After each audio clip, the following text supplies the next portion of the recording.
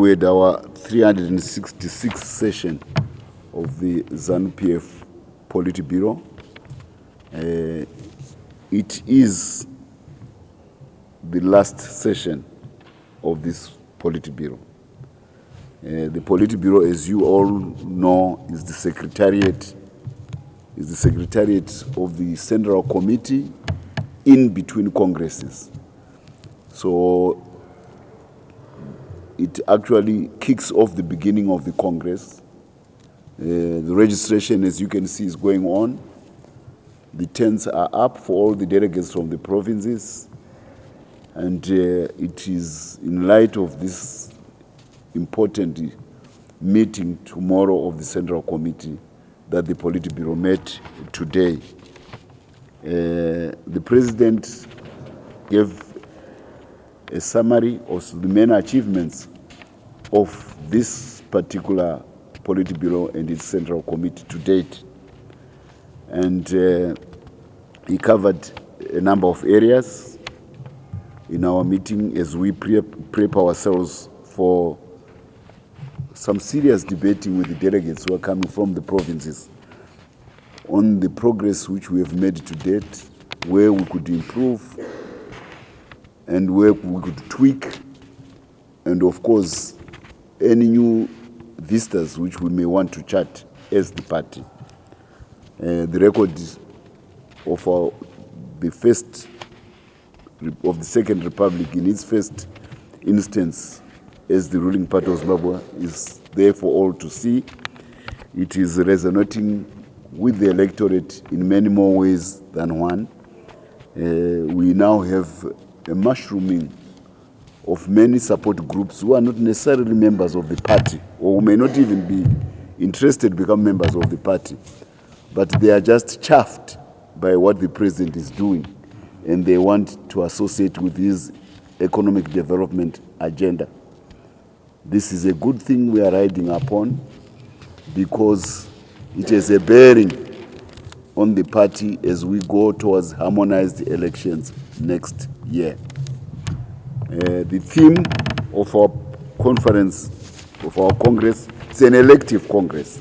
That's why I said this is the last meeting of this Politburo. Afterwards, this Politburo will have to be dissolved, and the new one will be taking its place, and it will be coming from the Central Committee, which has just been chosen.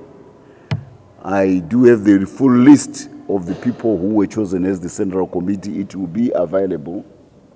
You know, we had our elections just over 2 weeks ago by the political commissar, and those winning candidates made it without any particular revision or otherwise from this Politburo. So what I'm saying is we stuck by and large to what the electorate said. This is the ethos of Zanu PF. We always pride ourselves on our democratic credentials. I never stopped to emphasize the point that although we were on the point of winning, on the juncture of winning by bullet in 1979, we decided to come to office by ballot in 1980. So the ethos of democracy is within Zanu PF. So all the organs which are necessary for the Congress to take part are in place. We started off with the Women's League, then we started off with the Youth League. Yes. Then we went to the Women's League, then we went to the main wing. Veterans League. Then we had the Veterans League, the new one, which has just been constituted. Now we have the Central Committee, and you may recall that earlier on we had the restoration of the district coordinating committees. In all these instances, there was an electoral process going on to choose membership, because we attach value to the voluntary association of the membership with the party.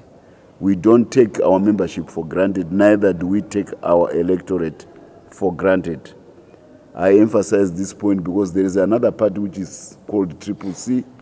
It does not want any of these things I'm talking about, because they are afraid that if they go through the processes of building structures, they start recriminations amongst themselves immediately. So as MDC, they exhausted the alphabet with acronyms of division, from MDCA to MDCZ. Now with the CCC, I'm afraid they may have to go for the Chinese characters, which are 3,000, a minimum of 3,700 before you can write in Chinese. So if the CCC decides to go for any of these structures, it will fish into more than 3,000 characters. That's why the leadership of the CCC is scared of elections. They are scared of constitutions. They are scared of policies. They are scared of programs. They are scared because any debate amongst themselves turns into recriminations, and that recriminations means splintering, and that splintering means everybody comes with a new identity out of the CCC. It will even outplay MDC in terms of features. That's why they are afraid. But in Zanu PF, no. We do all those things which are expected of normal political parties, whether it be here or whether it be in America, or only the CCC doesn't do that. So this is what we have done. We've constituted all the bodies of the party, all the organs of the party which are necessary for the Congress to deliberate on and then make decisions, first on the new policies, second on who becomes the new leaders, and from that central committee, the president will then choose his new politburo. So we have a whole gamut of issues for the press in the next couple of days. We shall be conducting briefings so that you are fully abreast of what is transpiring. We will be as transparent as possible. And for your own information, we have not refused anybody any registration except for one particular publication which we feel prefers to write fiction rather than to follow events which are happening in the party. So because they are used to writing fiction, we might as well not invite them because they will still write fiction. A person who is given to fiction does not need to watch events. You can always invent the events in your head. So this is where we are. Even Voice of America will be here. Anybody, all the foreign correspondents who are here, there is no one whom my team has not who has requested, who has not been, whom we have turned down, except for one Zimbabwean publication which writes fiction, even when they are informed of events. We have no problem, as you can see, with critical journalism. We don't want to be, we are prepared to have our words exposed so that we improve upon ourselves as a party. But what we can't tolerate is invented stories when we do press conference where everybody is. So they don't serve any purpose to them. So why invite people who are not served by the purpose of our press conference? So that's where we are. The theme of the Congress will be building a prosperous Zimbabwe, leaving no one and no place behind. This has been the refrain of the president to date. His programs across the nation have covered everybody.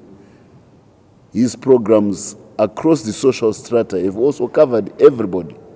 He is not sparing any population group in Zimbabwe from feeling included, because only as a united country can we achieve the goals which Zanu PF stands for. And the main goal for Zanu PF, as you can see from the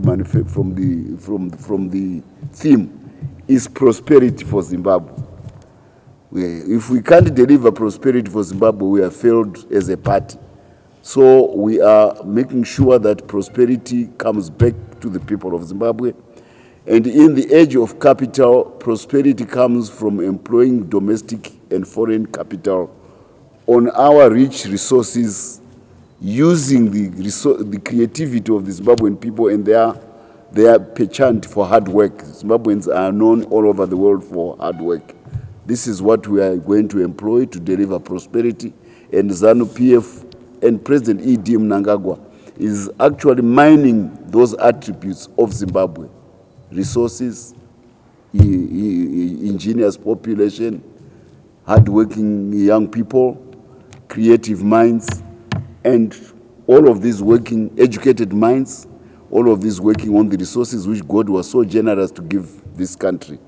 And and then of course with the historical aspect of our structures, we are part which fought for the for the independence of Zimbabwe. All these things are being melded by the president into a recipe which will deliver prosperity to Zimbabwe. And that's what the Congress will be debating. No other particular issue except how do we make Zimbabwe a prosperous country. So that is why that message is resonating with the population across the board. We have core cadres, we have our membership, but beyond that, we are very happy with the mass character of Zanu PF. And when people say we are teachers for economic development, we are delighted with that. When nurses come to identify with Zanu PF and say we are nurses for economic development, we are delighted with that. When health ambassadors come and say we are health ambassadors for economic development, all of these things give us joy because everybody wants a Zimbabwean who can live a better life. The only exception is, of course, the CCC. They don't believe in that. They still equivocate on the issue of sanctions. And that takes me straight to the Anti-Sanctions Day. You saw the razzmatazz, which was all over the country, about Zimbabweans expressing themselves fitfully against American sanctions. There were demonstrations in all sorts of forms. We have young girls, doing girl drama generates. They were, walking in the street demonstrating against this scourge of sanctions. You see, when they were passed back in 2002, the Americans thought that would be a way of making Zanu PF unpopular so that it can be ejected out of power. 22 years later, with the advent, 20 years later, 2 decades later, with the advent of the Second Republic, the tables are turned. Now everybody is on the side of Zanu PF. The American goal has been defeated on sanctions. So we are very happy. We had artists yesterday galore at the aquatic complex in Chitungwiza. They were all singing to a jubilant crowd, to an engaged crowd, and people were watching this live in their televisions. That is Zimbabweans of all types coming together with their creativity to say sanctions are not good. So you somebody says that, so I couldn't be able but be part of the mood. I ended up dancing because since COVID, Zimbabweans have been looking for a chance to come out and express themselves. And what better cause than the anti-sanctions one? So everybody was there. We had also a symposium here yesterday with a lot of people from academia coming in to express themselves, with studies about what sanctions have done to the Zimbabwean economy. Then we had the jubilation of our diaspora, also taking part in the anti-sanctions day, and some of them taking their petitions straight to the American embassies of the host countries in SADC where they are. Then we had SADC itself, the capitals, all expressing their opposition to sanctions, to the point now where, frankly speaking, the Americans feel isolated. Secondly, they are in a quandary. They don't know what to do next because these sanctions have united Africa in a way which Africa has never seen since the struggles against apartheid, racism, and minority settler regimes. Africa has found a cause. I wish Bob Marley was around.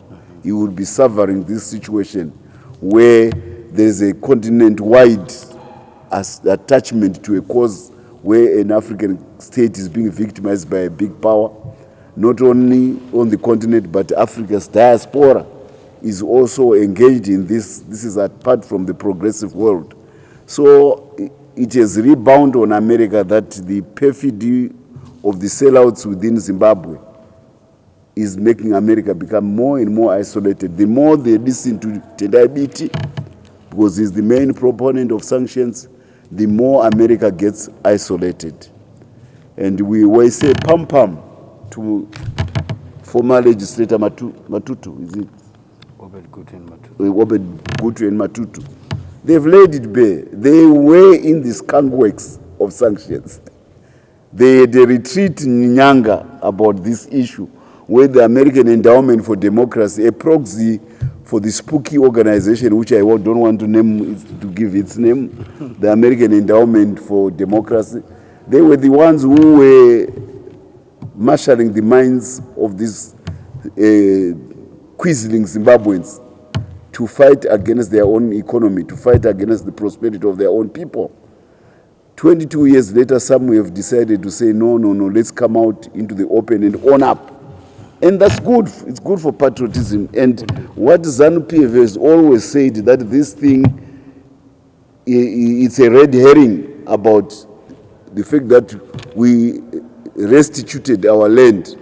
That is the main crime which we committed.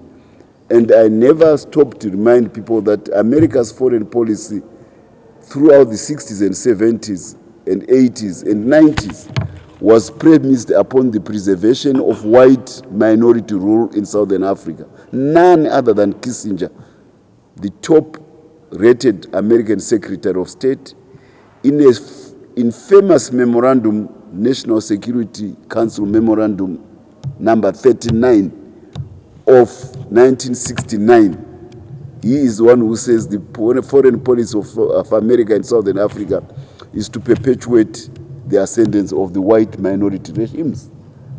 America has not renounced that policy, and that is the basis on which sanctions were applied, because we moved to dispossess plundered land from defeated settler minority. So the Americans can't explain sanctions rationally, so they take all sorts of subterfuges to hide the fact that this is just racism in diplomacy. They are punishing a daring and defiant African population of Zimbabwe, which says what God gave us is ours, and we will not brook anybody from anywhere again trying to take what is ours from us. This is the basis of American foreign. That's why the press conference which they held with Ambassador O'Brien, it was an exercise in futility. No, they couldn't put a message across. They couldn't put a message across. They couldn't answer questions. And the worst of all, they can't even read their script, because their script will tell them that sanctions were based on racism, and they can't own up. So this is the new century, and they've started on a bad note with sanctions against Zimbabwe. So we are very happy about the anti-sanctions day, and the president was most enthused. Unfortunately, and I should have started with this aspect, he lost his grandson, and the vice president collectively delivered a condolence message of the Politburo to the president over the loss of his grandson. I think it happened on Sunday. Yes. Sunday. And he was buried yesterday in his home village in Bungu, in Masvingo. So the Politburo expressed through the Vice President Chiwenga collective condolences on this. But it disturbed the cabinet yesterday, but today the Politburo was so important, the president was back at work. You know, he has a hard work. He's a grinder. He works hard. He starts early and ends late. So he was back at work today in preparation for the press for the Central Committee.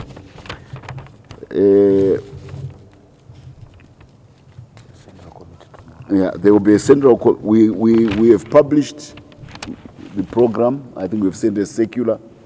Yeah, for you, the press, on the Central Committee tomorrow. We will be with you, and like I said before, we shall be giving you briefings as and when is necessary.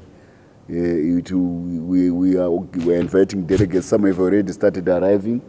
Those from Mozambique are here. We know their press, their Congress a few weeks ago, and our president's speech took pride of place, even though it was delivered virtually, because he had to be in New York.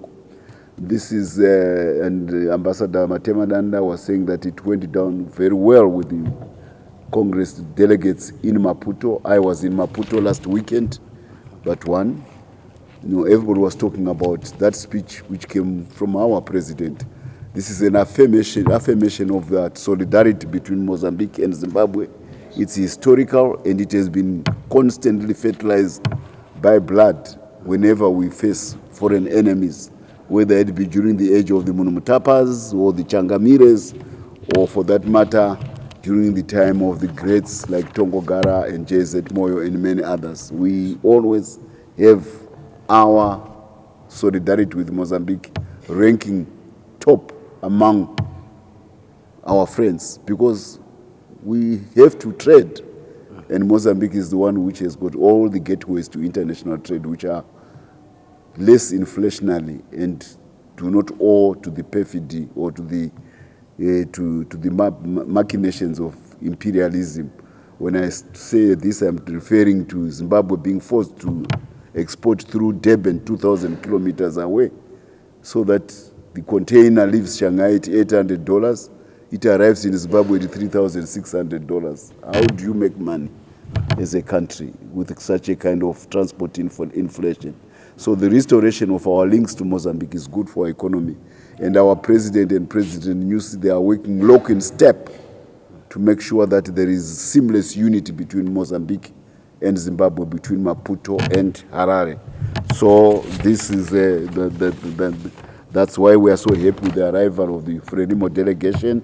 We expect other delegations from sister parties. The ANC will be here. Chama Mapinduzi, I'm told, is also here. They're here already. The ANC is here already, isn't it? Or Yes, they should. BDP. Everybody, the BDP from Botswana. And you know that in New York, people sometimes forget 10 to 15%, if not 20% of the population of New York is black. This is the Harlem, this is the place where Harlem is, which is the home of the renaissance of the African diaspora. So we always take pleasure when our diaspora, which is in the most advanced country on earth, which is America. We take pride in our black diaspora in America, which went there during slavery, because in terms of exposure, they are the most exposed, because they are in the most advanced country. And it was a big mistake for the CCC when the president went to the United Nations, that they thought they could organize a demonstration against the president in Harlem.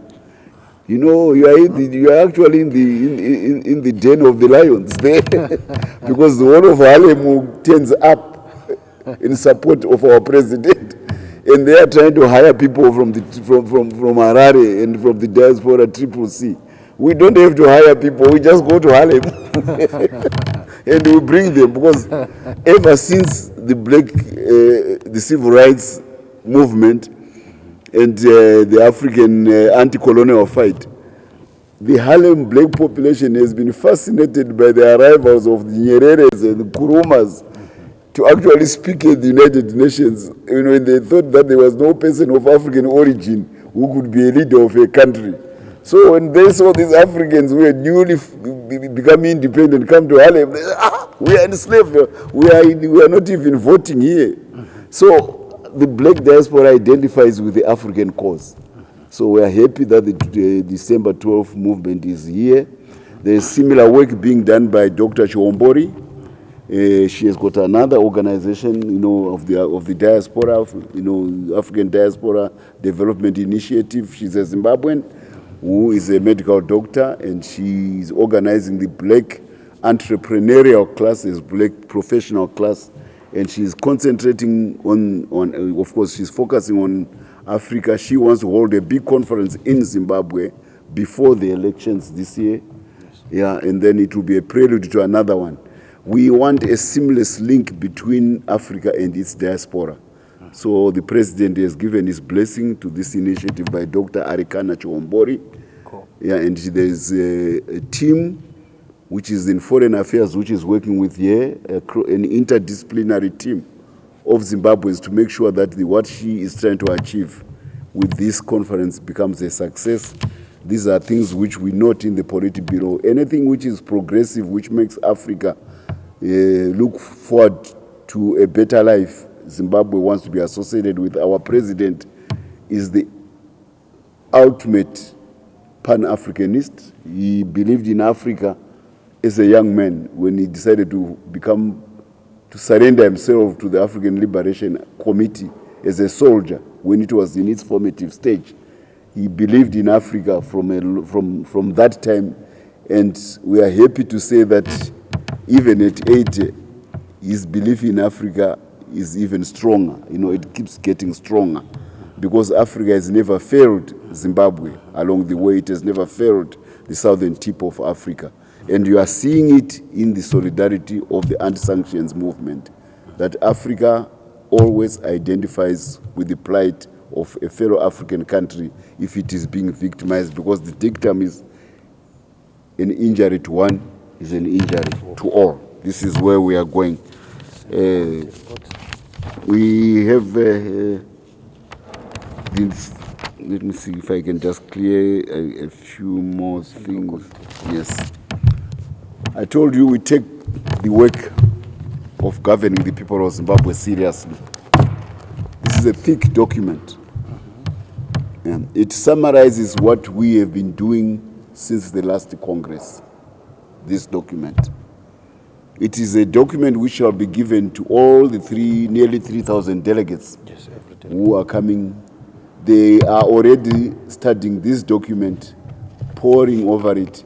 It covers every aspect of Zimbabwean life so that we can address those issues which can make people of Zimbabwe live better than before. Such things do not exist in the CCC. They don't. Because the only thing which matters in the CCC is in the mind of Chamisa. So if you can't poke the mind of Chamisa and divine what it is thinking, you can't understand what the CCC is all about. Now, we don't believe in divinity. We are not metaphysics. We are not a part of metaphysics. We are a part of practical realities. That's what we are. We fought a scientific war to defeat colonialism. We carry out programs which are based on theory, but proven by practice on the ground. That's why we can invent wholly Zimbabwean concepts like Fumvudza to fight climate control. That doesn't come from pundits at the United Nations or in some American academic institution or from the American state institutions. Fumvudza is originally Zimbabwean. So we pride ourselves on our own creativity. That's why we produce documents like this and invite delegates, 3,000 of them, to come and debate issues so that we can find another way or improve on our methods of governance. This is what the president focused on in his speech today. Of course, it is now common cause that with all the organs instituted, they all synced on one particular resolution, and that resolution is that the president is doing a fantastic work, and when somebody is doing fantastic work, we give him a chance to do even better work. So the best accolade of the best compliment to a performer is to say, run again for the president. But we are more than going to say run again. We are saying you are the sole candidate. Because you are doing a good job. We don't want you to be distracted. Let your program go through, and the Constitution allows you second term. So the president is going for his second term according to the resolutions which are coming from the provinces, according to the resolutions which are coming from all the organs of the party. He is the sole candidate for our elections in 2023, harmonized elections. I repeat, I am the spokesperson of Zanu PF. There is nobody else other than me as the spokesperson of Zanu PF. Tsenengam or Jim Kunaka are not spokespersons of Zanu PF. Very true. They are free to form their parties and become spokespersons of those parties. But they cannot become spokespersons for Zanu PF. So whatever they say about Zanu PF is hogwash. Don't listen to it. What matters is what comes from me, and you see I'm coming from a meeting where the president, his presidium, and his Politburo were there. They were not inside this meeting. So they can't talk about something which they were not, I was privy to what was going on. So I repeat, I'm the spokesperson. I don't want somebody moonlighting on my behalf from outside the Zanu PF. Listen to me and to me only on issues of matter, not to these errant outsiders who wants to claim to be spokespersons for Zanu PF. And by the way, we went to war when we were young. We bonded when we were young. We know each other. I know General Chiwenga. I know Comrade Opa Mchinguri. I know Obet Mpov. From the time when we were very young, when we were fighting. Nobody should try to come in between us and try to speak on our behalf. Because at the end of the day, I will just say, go to his house. I don't even have to make an appointment to go and see General Chiwenga. I don't have to make an appointment to go and see Comrade Opa Mchinguri or Obet Mpov or any of the members of the Presidium. I don't. I just knock at the door, they ring the door, and they open the door, because we come from a long way together. So please don't try to become spokespersons for all these people. If they've got issues, they will tell us. We talked amongst each other. Don't try to come in between and say, he thinks like that, Mtangwa thinks like that. Don't think on my behalf. I can think on my behalf. And don't think on any other party cadre's behalf and become the spokesperson of those cadres. Because we know each other, we will talk to each other. Before your lie is out, I would have phoned him and he would have dismissed what you are saying. So divide and rule doesn't work with seasoned cadres of Zanu PF. We come a long way. We are now in our 60s. We have been together since our teens. We know each other. That's why it is so difficult for the Western countries to deal with the Zanu PF. Because we've got our own internal means of communication which are immune to infiltration by the West. So no, don't ascribe lies and say these are coming from this or that one or this or that one. No, please. So if you want something truthful, hear it from the horse's mouth, and the horse is here, it's baying at you. Oi, you understand? I am the one who speaks on behalf of Zanu PF. Yeah. So this is our precious document, which will be the basis for the deliberations of the Central Committee. The President continues to put emphasis on education because we have I think recently you heard it from none other than Zimstadt, the director, saying we maintain our position of 93 literacy rate, which is the highest by UNESCO, even UNESCO standards on the African continent. So the President continues to attach a premium on education.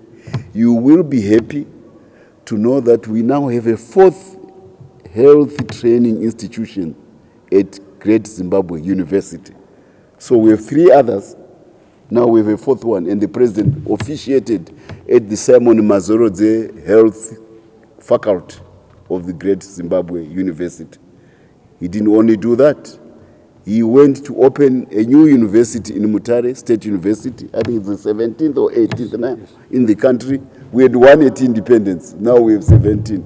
The Manicaland State University of Applied Sciences. Yes. It was opened and it had its inaugural graduation, and the President was keeping the graduates there last week. Then off to Bindura, he was there again. Then off to the Harare Institute of Technology, which is proving to be a very, very innovative incubator of Zimbabwean scientific projects, which are earning us even IPO rights. We are also beginning to register patents in Zimbabwe. So the President attaches a premium on education, on quality education. We will continue to do that. We are even happier that with the teachers for ED coming in full force the way they did, we shall be fertilizing ideas between the party and the President so that we take our educational levels to even higher notches. Because without education, which is related to production, your country cannot make progress. So this is the one aspect where the President spent a lot of time during the past couple of weeks. He was also really reaching out to all other entities, religious entities. He was reaching out to them, student bodies, he was reaching out to them, and other professions. And he also attended, because procurement, the government is singly the biggest customer of the economy. And there's been a lot of untoward things happening with our procurement procedures. So there was a conference which was held on procurement, and the president saw it fit that he went to attend that conference, because what is he striving for? President E.D. Mnangagwa wants more bang for your tax dollar. We raise revenue from the Zimbabwe people through taxes. That is the revenue which supports the government's programs. If that money is not used wisely, it's waste. And when you have waste, then you have corruption. And when you have corruption, then you undermine development. So it was important that the president attend the procurement conference last week and take lessons on how we can improve on our government tender processes so that the Zimbabwean taxpayer can get more bang out of his tax dollar. Efficiencies are what we want in the delivery of roads, in the building of power stations, in the building of dams for irrigation, in having Pfumvudza, reach out to the people. And I'm also happy to say that we have started distributing Pfumvudza inputs in earnest. I can assure you that in Mondoro, we are well advanced to make sure that by the time the first rains come, which they've done now, people can start planting according to the dictates of the agricultural extension officers. We want total food security for Zimbabwe.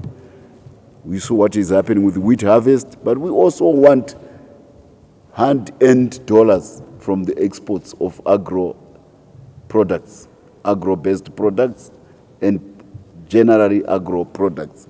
So we are busy negotiating deals with the Middle East. We are signing phytosanitary agreements with the Chinese and other markets so that Zimbabwean produce can go to the global markets. We are not aiming to farm for 14 million Zimbabweans. We are aiming to farm for 7 billion consumers who are the global marketplace. We want Zimbabwe to stake its position in the global marketplace. That's what we want. And that's what the president is emphasizing. We had a report, of course, from the Minister of Foreign Affairs about the Americans on how they are trying to reach out to see where we can find each other on sanctions. It's never too late to relent on a wrong policy. And for Zimbabwe, anything which can make us come on good terms with America, we will applaud. We never made America the superpower it is. They made it for themselves. They've carved themselves a niche on the global marketplace which is bigger than any other footprint. And it makes sense for Zimbabwe to be on good terms with America. And we will spare no effort to reciprocate in kind to any well-meaning initiatives which may lead to the improvement of relations between Washington and Zimbabwe. We want to be a friend to all and enemy to none. That is the dictum of President EDM, Dr. Emerson Mnangagwa, the President of the Republic of Zimbabwe. So we are putting every effort to that. And whatever comes in good earnest from the Americans, we will take it in stride. We can't wait to become part of the global financial community so that we have cheaper access to capital so that we can develop our country. We have no racial epithet which we attach to capital. We have no creed which we attach to capital. We have no religion which we attach to enterprising capital. We have no race which we attach to enterprising capital. All capital to us is the same. If it can build a steel plant and you are Chinese, that's good. If you can build a power station and you are America for Zimbabwe and it produces power, that's good. We don't ask why this country builds the power station. No. We just want the result. We want good results. So, yes, Ambassador Shawa gave us an update as some of the things which may be going on, and we hope that we can make progress. We are also delighted by the fact that all the most of the embassies, if not all of them, have asked him to be accredited, including the Americans Yes. and the British. They all want to be accredited. So there is something which is good about our conference. We hope the CCC can copy, so that they can also have their conference where they will be shouting and recriminations at each other, in contrast to the harmonious ones, which are Zanu PF conferences. Finally, there was an important congress of our sister party, the Communist Party of China, last week. It ended with the President Xi Jinping getting a third term. It's important at this stage that China's leadership is strong. There's a lot of turbulence because of the arrival of new powers which the West had never thought would become important.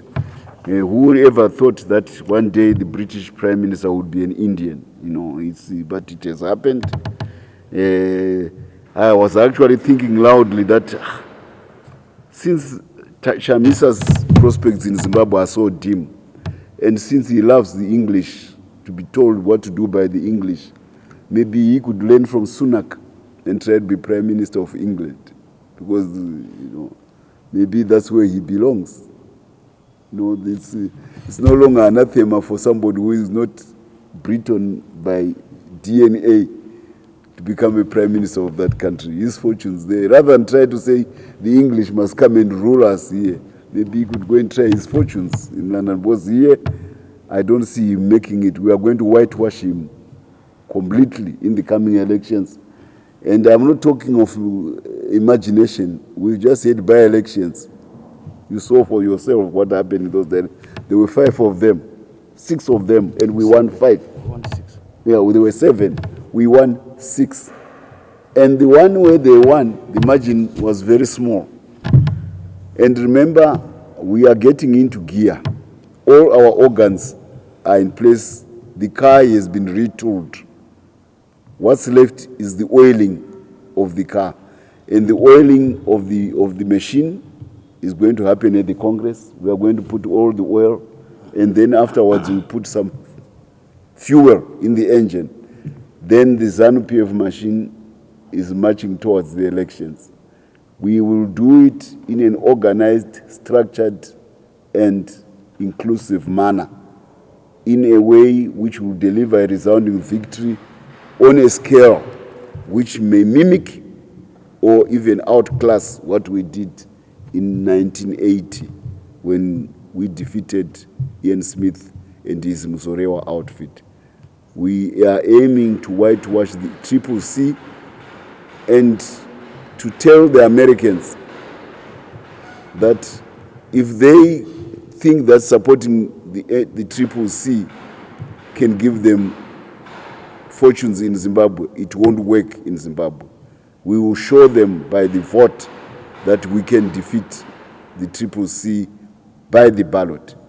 And then afterwards it will be no police for America, because that organization will be dead. So maybe it makes sense for America to make overtures right now, not to make it too late like what happened in Kenya with Ruto. They thought he was going to lose until they saw their favored candidates win. But anyway, this is Africa's democracy at work, and it will be at work in Zimbabwe in 2023. I think I've covered as wide a selection of possible as can be about the 366 Politburo and what transpired and what the president and his team are working on. So we look forward to a very successful Central Committee, and very soon we will also be having a newly minted Politburo and a newly minted, reminted or minted leadership of the party out of the elections which have been going on among the various organs to date. That's what I wanted to brief you about. Thank you so much. Thank you, National Spokesperson, for that elaborate presentation of today's deliberations. And once again, you are reminded the parties is one spokesperson at a time. I thought I should make that clear. And maybe just to further highlight that those who who have been purporting to represent you, comrade spokesperson. One of them has also formed his own organization. I've forgotten the name, but I'm aware that, pretty sure, not by way of a joke, but that having formed the party, one of his 3 wives refused to join the party and is still a member of our DCC, a leader in our DCC executive as the secretary for gender in Zanu PF, and has refused to be part of the project. You can just maybe appreciate how scandalous it is for one of them. So the opportunities for you to probe the spokesperson for relevant questions and any other issues that you want to raise with him. Also, bear in mind, he will still be having him tomorrow again to give your deliberations of the 118th session of the Central Committee, which will meet tomorrow. So, over to you, our colleagues, for any questions, please.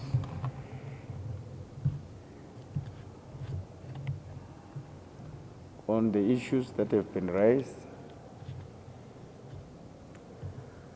Of course, there being no issues, we look forward to a jovial Congress with you and expect to see you at the Congress. I don't know if the spokesperson may have 1 or 2 parting shots with you. Over to you, comrade spokesperson. No, just to say that if you don't have any questions now, think anew. You will be having a lot of me and my director during the course of the Central Committee meeting. So, and be free to ask on anything. We have nothing to hide. Like we have said, we have invited delegates, all the embassies. We have not turned down anybody to date, except for this mischief publication from Zimbabwe. Said that foreigners are welcomed, including Voice of America, and we feel we cannot welcome a Zimbabwean entity because they prefer to write fiction. I hope it will be a time of reflection for them. We remain as open as the spokesperson has directed us to be, to working with you in the spirit of oneness, not us versus them. So it's okay. Thank you so much. Thank you very much.